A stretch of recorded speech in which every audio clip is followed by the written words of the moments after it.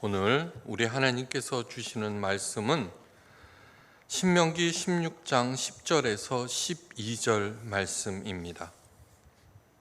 우리 한 목소리로 읽도록 하겠습니다. 내 하나님 여호와 앞에 77절을 지키되 내 하나님 여호와께서 내게 복을 주신 대로 내 힘을 헤아려 자원하는 예물을 드리고 너와 내 자녀와 노비와 내 성중에 있는 레위인과 및 너희 중에 있는 객과 고아와 과부가 함께 내 하나님 여호와께서 자기의 이름을 두시려고 택하신 곳에서 내 하나님 여호와의 앞에서 즐거워할지니라. 너는 애굽에서 종되었던 것을 기억하고 이 규례를 지켜 행할지니라. 아멘. 신약 성경에서 한 구절 또 읽겠습니다. 사도행전 2장 1절에서 4절 말씀입니다. 사도행전 2장 1절에서 4절 말씀 함께 읽습니다. 오순절 날이 이미 이르매 그들이 다 같이 한 곳에 모였더니 호련히 하늘로부터 급하고 강한 바람 같은 소리가 있어 그들이 앉은 온 집에 가득하며 마치 불의 혀처럼 갈라지는 것들이 그들에게 모여 각 사람 위에 하나씩 임하여 있더니 그들이 다 성령의 충만함을 받고 성령이 말하게 하심을 따라 다른 언어들로 말하기를 시작하니라. 아멘. 사도 바울이 갈라디아 교인들에게 이렇게 말합니다. 가르침을 받는 자들은 말씀을 가르치는 자와 모든 좋은 것을 함께하라. 갈라디아서 6장 6절 말씀입니다. 학생들이 생각해 봅니다. 우리 선생님이 가장 좋아하는 것이 무엇일까? 또 성도들이 생각해 봅니다. 우리 목사님은 무엇을 가장 좋아하는 것일까? 그래서 선물을 준비합니다. 근데 가장 많은 것이 뭐예요? 돈봉투입니다. 대부분의 보통 사람들이 가장 좋아하는 것이 바로 돈이기 때문입니다. 그런데 사도 바울은 참 스승입니다. 올바른 스승. 그래서 가장 좋은 것, 함께 나누고 싶어 하는 것이 무엇인지 그 정답을 가르쳐 줍니다. 스스로 속이지 말라. 하나님은 업신여김을 받지 아니하시나니 사람이 무엇으로 심든지 그대로 거두리라. 자기의 육체를 위하여 심는 자는 육체로부터 썩을 것을 거두고 성령을 위하여 심는 자는 성령으로부터 영생을 거두리라. 우리가 선을 행하되 낙심하지 말지니 포기하지 아니하면 때가 이름에 거두리라. 사도 바울이 가장 좋은 것으로 생각하는 것은 가르침을 받는 사람들이 성령의 능력으로 변화를 받아서 아무리 어려운 상황에서도 낙심하거나 포기하지 아니하고 선을 행하는 것. 그래서 많은 선한 열매를 가득 거두는 것, 그것입니다. 사도 바울이 원하는 것이 곧 하나님께서 원하는 것이고 또 저도 원하는 것입니다. 그래서 우리 교회에서 지침 중에 하나가 어떤 봉투도 사절이라고 한 것입니다. 그것을 명심하시기 바랍니다. 오늘은 맥주 감사절로 드리는 날입니다. 1년에는 2번의 감사절이 있죠, 그죠? 맥주 감사절과 11월 말에 드리는 추수 감사절입니다. 그런데 우리들은 추수 감사절을 더 중요하게 여기고 있는데 절대로 그런 것이 아닙니다. 맥주 감사절이 훨씬 더 근원적인 그런 감사절, 오리지널 감사절입니다. 11월에 드리는 추수감사절은 미국 필그림에서 유래한 것인 반면에 이 맥주감사절은 우리 하나님께서 친히 제정하시고 어떻게 지켜야 하는지 그 규례를 가르쳐 주신 정말 중요한 것입니다. 그런데 보리를 보지도 못한 사람들이 많은 우리들이 11월 추수감사절은 알거든요. 추석과 더불어서. 그러니까 우리들의 일상과 정서에 맞는 것이기 때문에 더 우세해진 것일 뿐입니다. 왜 하나님께서는 맥주감사절을 친히 제정하시고 그 지키는 방법까지 가르쳐 주셨는지 그 깊은 뜻을 헤아려 봐야 합니다. 이 맥주감사절은 또 다른 이름을 가지고 있는데 칠칠절과 오순절입니다. 오늘 읽은 본문 말씀 신명기 16장에도 7주를 셀지니 곡식의 낫을 대는 첫날부터 7주를 세워라 이렇게 되어 있습니다. 이 이름들은 모두 다 숫자에서 유래한 것입니다. 77절 7749 완전수 7이 7개 모이면 49가 되고 그 다음 날이 오순 50이 되는 것입니다. 이 숫자의 의미를 알아야만 맥주감사절의 그 진정한 의미를 알 수가 있습니다. 이스라엘의 최대 명절은 유월절인데 이 유월절은 6월달에 있는 것이 아니라 패스오버, 넘어 지나갔다는 그런 뜻입니다. 흐를 유자에다가 넘을 월자를 써서 유월절이라고 합니다.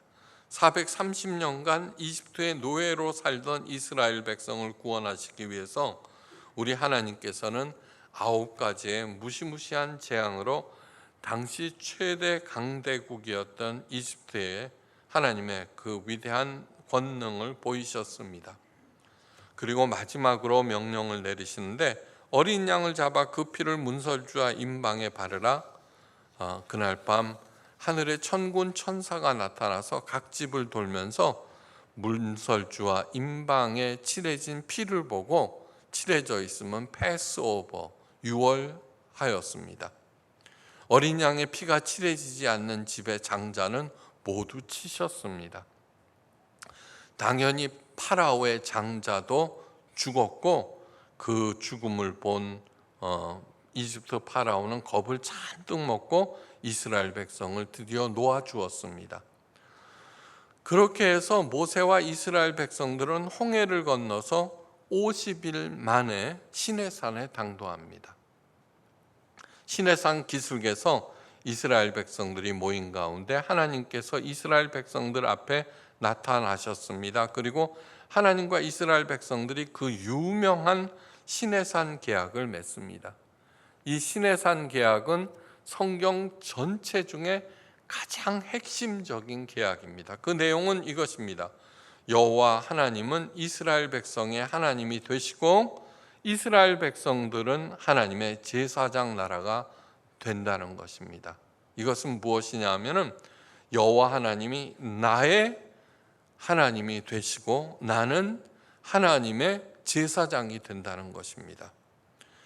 이러한 시내산 계약을 통하여서 드디어 구약교회가 탄생하게 됩니다.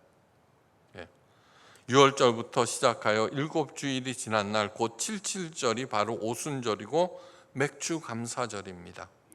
하나님께서 이날에 이스라엘 백성들에게 명령을 내리십니다. 어떻게 지내야 할지. 내 하나님 여호와 앞에 77절을 지키되 내 하나님 여호와께서 내게 복을 주신 대로 내 힘을 헤아려서 자원하는 예물을 드리라. 신명기 16장 10절 말씀입니다. 내게 복을 주신 대로 자원하는 예물을 드리라. 이것이 추수감사절, 맥주감사절에 가장 먼저 해야 할 일입니다. 지난 한 해 동안 내게 주신 복이 무엇인지 헤아려 보는 일. 두 번째로, 내 하나님 여호와께서 자기의 이름을 두시려고 택한 곳에서 내 하나님 여호와 앞에서 즐거워할지니라. 두 번째 해야 할 일, 하나님 아버지께서 자신의 이름을 두시려고 택한 곳. 그 당시에는 성막이었고 하나님의 성전이었고 오늘날에는 교회입니다. 교회에서 모이면은 하나님 앞에 저절로 서게 되고 여기에서 즐거워하는 일입니다. 그래서 오늘 조촐하나마 음식을 준비해서 예배 끝난 다음에 모두 다 가서 함께 공동 식사를 즐기게 하는 것입니다. 자, 먼저 3년에 걸친 코로나 사태로 어려워지신 분들이 훨씬 더 많을 것입니다. 그런데 한번 깊이 되새겨 봐야 할 것이 있습니다. 어떤 기준으로 더 어려워진 것입니까? 예, 경제적으로, 물질적으로 어려워진 것입니다. 예, 그죠? 네. 우리들은 복이라고 하면은 자꾸 그저 눈으로 볼 수 있는 물질적인 복만을 생각합니다. 자, 민수기 28장 26절에 이날의 핵심 의미가 명시되어 있습니다. 77절, 처음 익은 열매를 드리는 날에 너희가 여호와께 새 소재를 드릴 때에도 성회로 모일 것이요. 77절은 처음 익은 열매를 드리는 날인데, 이때 여호와께 제사를 드릴 때 성회로 모이라. 모두 다 하나님 앞에 하나님의 이름을 두시려고 택한 교회에 모여야 된다는 그런 뜻입니다. 그런데 뭐예요? 지금 벌써 2달 들어서죠, 대면 예배가 실시되는데, 근데 교회를 떠나신 분들이 굉장히 많습니다. 이것이 과연 어떤 것을 뜻하는 것일까, 우리들에게? 77절은 처음 익은 열매를 드리는 날이라는 이 말씀은 너무너무 중요한 말씀입니다. 하나님께서 인도하신 신의 광야는 농사를 전혀 지을 수 없는 땅입니다. 그런데도 처음 익은 열매를 바치라는 것입니다. 그것도 감사하는 마음으로, 자원하는 마음으로 기꺼이 드리라는 것입니다. 처음 익은 열매가 없는데 무엇을 바치라는 것일까? 하나님께서는 과연 이 구절을 통해서 무엇을 요구하시는 것일까요? 77절 오순절에 하나님께서 원하시는 그 첫 열매를 바친 사람들이 있었습니다. 예수님께서 십자가 죽음 후에 3일 만에 부활하셨습니다. 부활하신 날은 유월절 바로 다음 날입니다. 그로부터 7주간이 지난 77절, 즉 오순절 날이 되었습니다. 그런데 함께 모여 열심히 기도하던 120명의 성도들 앞에 놀라운 광경이 펼쳐졌습니다. 하늘문이 확 열리면서 호련히 하늘로부터 급하고 강한 바람 같은 소리가 일어나고 불의 혀같이 갈라지면서 온 방 안 가득히 임한 것이 있었습니다. 바로 성령님.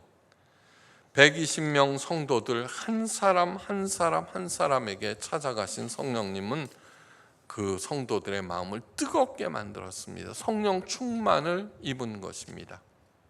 그러자 도저히 형용할 수 없는 기쁨과 열정에 타올라서 밖으로 뛰쳐나갔습니다. 네. 그리고 큰 소리로 외쳤습니다. 예수 그리스도께서 살아나셨고 부활하신 예수님은 하나님의 아들이시요 이 세상을 구원할 구주시다. 예수 믿고 회개하고 구원을 받으라고 외쳤습니다.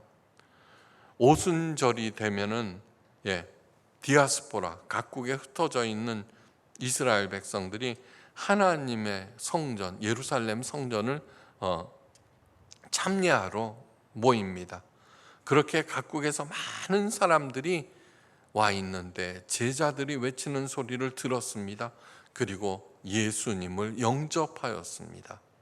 그날 임한 성령께서 많은 사람들의 마음을 움직여 주셨습니다. 오순절날 바로 신약교회가 시작된 것입니다. 구약교회는 유월절에 처음 익은 열매이고 신약교회는 예수 그리스도 부활의 처음 익은 열매가 되었습니다.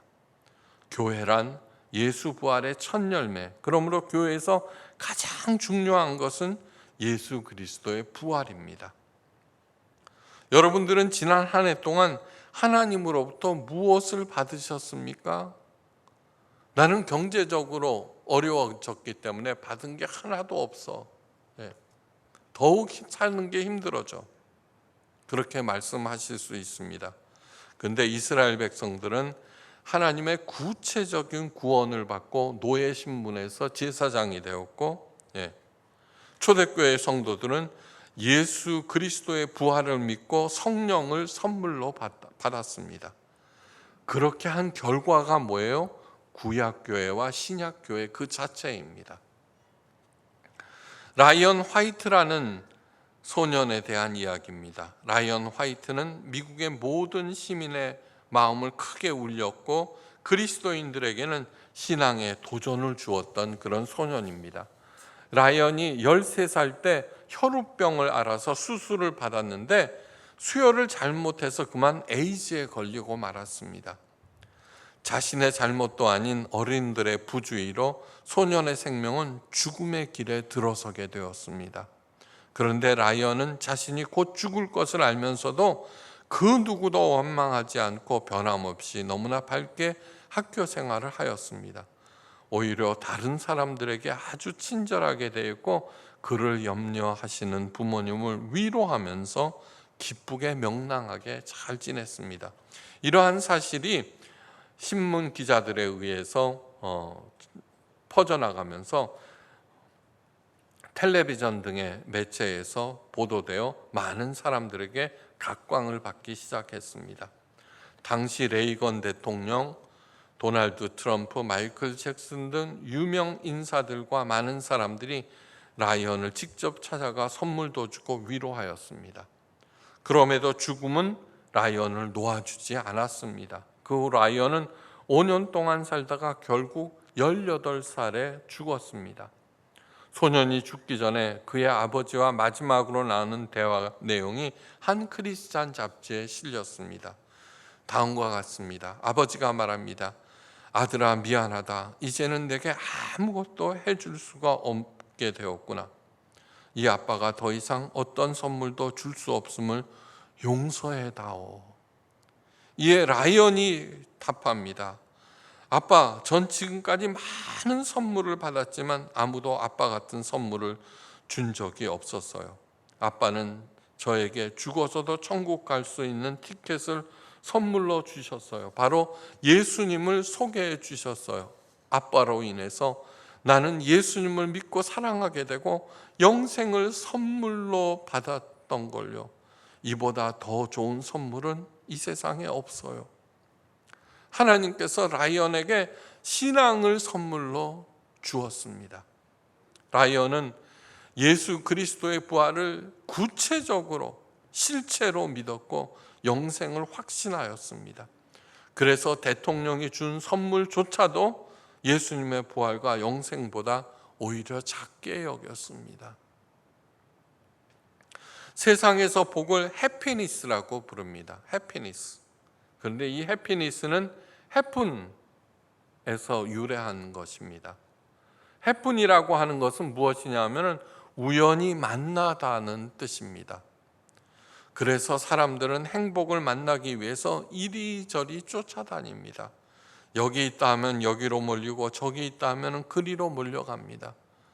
그렇게 쫓아만 다니다가 행복해지기는커녕 끝내 한스럽게 생애를 마감합니다. 그런데 성경의 복은 이 세상의 복 해피니스와는 전혀 차원이 다릅니다.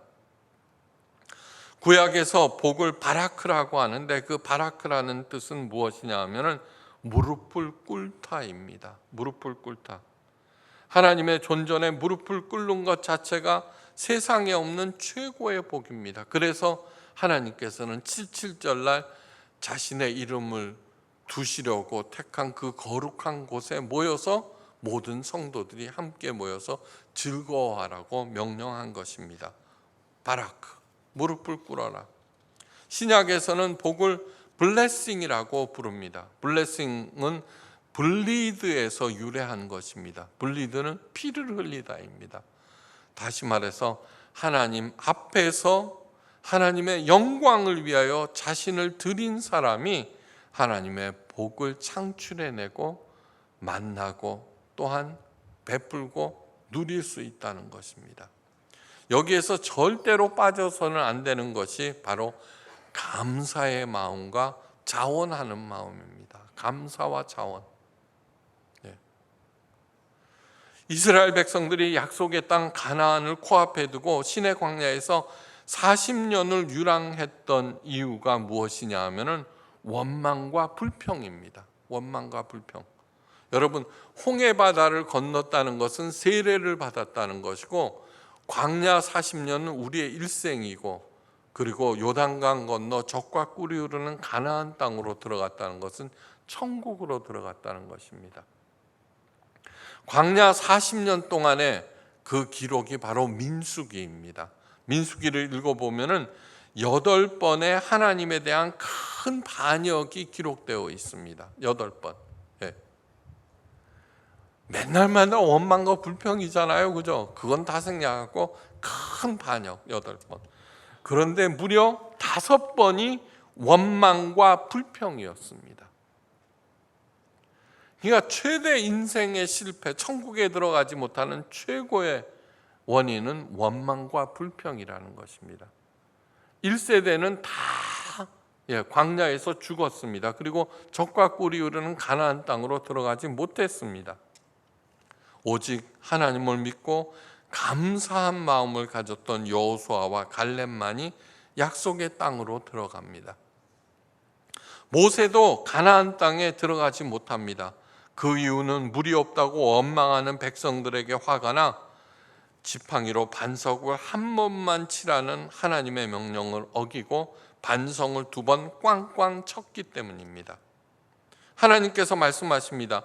너희가 나를 믿지 아니하고 이스라엘 자손의 목전에서 내 거룩함을 나타내지 아니한 거로 너는 이 회중을 내가 그들에게 준 땅으로 인도하여 드리지 못하리라.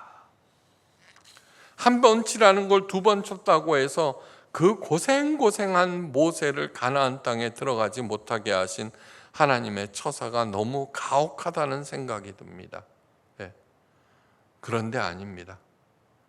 그렇다고 모세가 죽어서 천국에 못 들어갔다는 그런 뜻이 아닙니다. 이것은 무엇이냐 하면은 이렇게 원망과 불평을 제하여 버리라. 원망과 불평의 노예가 되지 말라는 것을 우리들에게 가르치기 위해서 이런 구절을 줍니다. 모세는 원망과 불평을 늘어놓는 백성들에게 지쳤고 화가 나 있었습니다.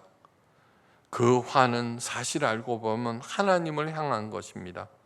하나님, 제가 한 수고가 보이지 않으십니까? 그런데 이 백성들의 꼴을 한번 보십시오. 그래서 신경질적으로 2번 내리친 것입니다. 모세의 화난 모습을 통해서 하나님의 거룩함을 나타낼 수가 없었습니다. 그래서 모세는 그들을 인도하지 못했습니다. 감사가 없을 때 젖과 꿀이 흐르는 가나안 땅에 들어가지 못합니다. 감사한 마음이 없을 때 나는 천국에 못 들어간다는 뜻이기도 합니다. 그래서 하나님께서는 맥주감사절 77절을 가르치실 때 감사하는 마음과 자원하는 마음을 강조해 놓으신 것입니다. 감사가 없을 때 내 가정과 내 기업에 젖과 꿀이 흐르지 못합니다. 한번 깊이 생각해 보십시오. 감사하지 않는 것은 모두 다 잃게 되어 있습니다. 네. 이게 뭐야 했던 것들, 원망하고 불평했던 것들은 모두 다 내게서 떠나 있습니다. 아니면 내가 그것을 버리고 떠나오든지. 하나님도 마찬가지고 교회도 마찬가지고 사람도 마찬가지고 존재하는 모든 것들이 그런 것입니다.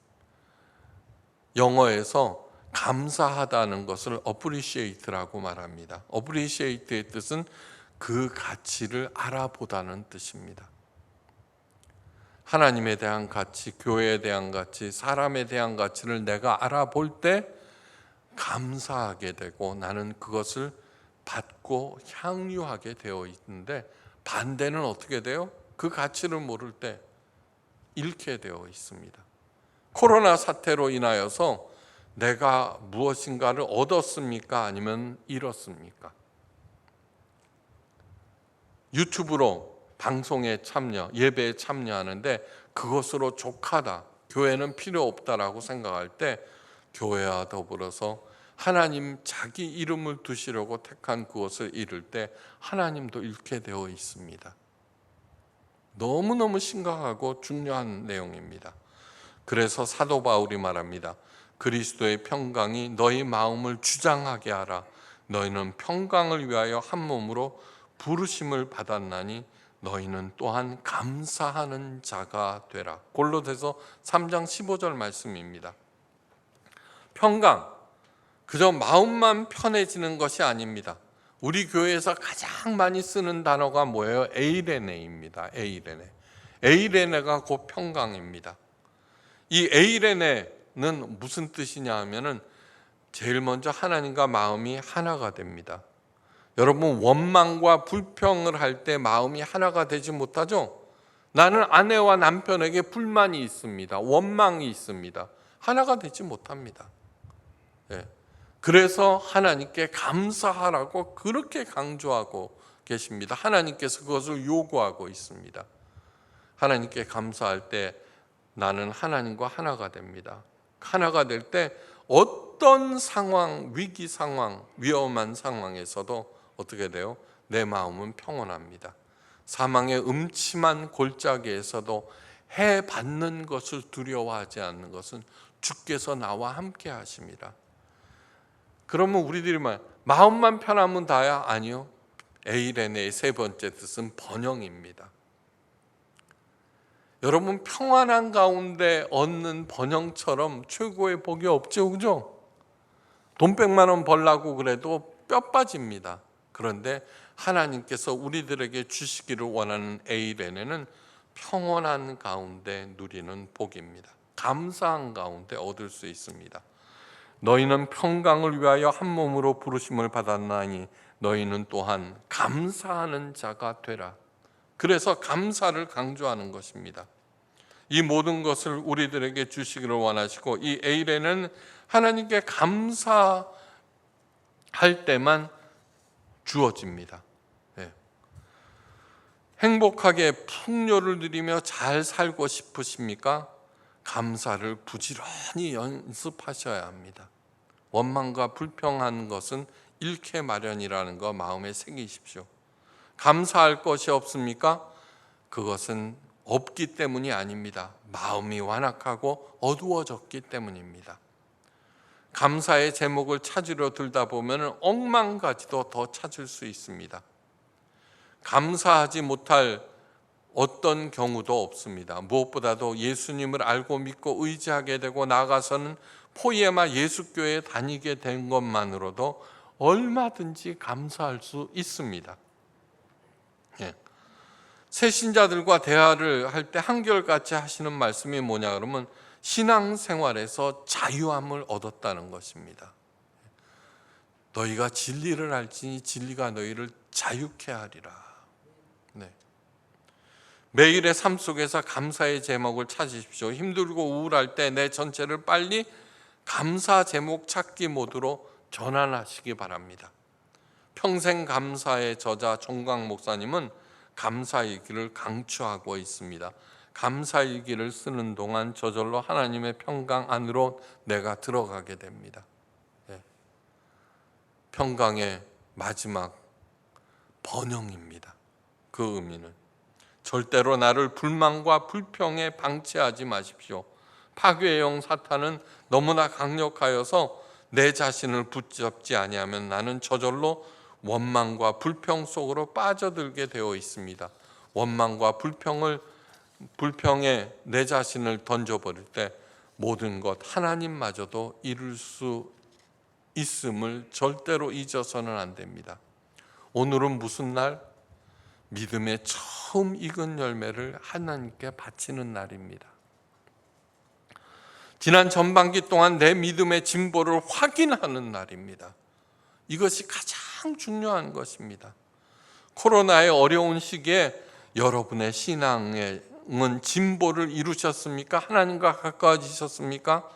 하나님의 형상이 더욱 뚜렷해지셨습니까? 여러분, 예배를 히브리어로 고르반이라고 하는데 그 뜻이 뭐냐 그러면 친밀해지다, 가까워지다입니다. 예배에 참석하는 그 자체로 하나님과 친밀해지고 가까워지고, 예배를 주관하는 모든 사람들, 기도하는 사람, 설교하는 사람, 찬양하는 사람 모두 모든 예배에 참석한 사람들이 하나님과 가까워지도록 최선을 다해야 합니다. 근데 집에서 예배를 드려요? 유튜브로? 네, 아니요. 예배 자체 함께 모여. 그래서 하나님께서는 성회로 모이라고 명령하시는 것입니다. 코로나의 어려운 시기에 여러분들의 신앙은 진보를 이루셨습니까? 하나님과 가까워지셨습니까? 하나님의 형상이 더욱 뚜렷해지셨습니까? 아니면 그 반대입니까? 믿음의 진보, 바로 이것이 코로나 사태 때 믿음의 처음 익은 열매이고 하나님께 드려야 하는 것입니다. 오늘 하나님께서는 그것을 확인하려고 하십니다. 감사한 마음을 더하셔서 잃었던 하나님의 복을 회복하시기를, 그리하여서 최고의 에이레네의 복을 누리고 베푸시기를 주님의 이름으로 간절히 축원합니다. 기도하십니다. 하나님 아버지, 우리가 오늘 하나님께 바쳐야 할 것은 우리 믿음의 처음 익은 열매입니다. 믿음은 고난을, 고통을 먹고 자라납니다. 코로나 이 3년의 어려운 시기가 오히려 나의 믿음을 강화시키고 단단하게 하고 든든하게 하였음을 보게 하여 주시옵소서. 만약에 허물어졌습니까? 빨리 회복하게 하옵소서. 그래야 해서 이 믿음의 반석 위에 나의 삶을 세워나갈 때 하나님께서 그토록 주시기를 원하는 에이레네의 복을 받고 누리고 베풀 수 있는 우리 모두가 되게 하옵소서. 우리들에게 진실로 하나님의 복을 보고 향유하게 하심을 감사드리며 모든 말씀 우리 주 예수 그리스도의 크신 이름으로 간절히 기도하옵나이다. 아멘.